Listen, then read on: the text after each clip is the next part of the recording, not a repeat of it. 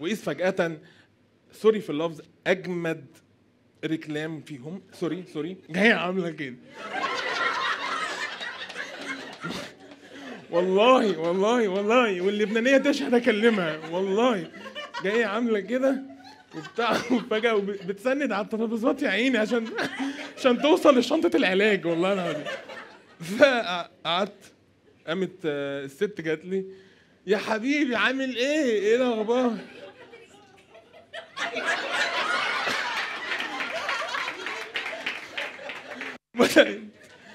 بدأت ايه؟ تصرني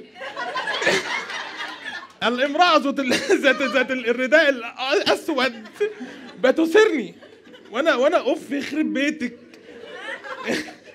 يا ولية يا فقر انت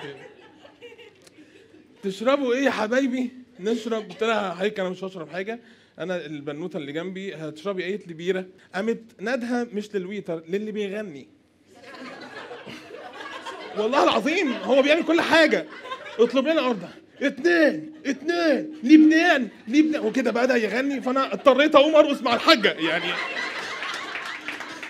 بدأت ابوس راسها وبتعيط. خلاص احنا ماشيين خلاص باخر الفرح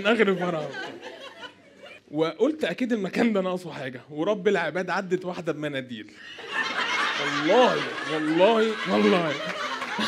والله العظيم عدت واحده بمناديل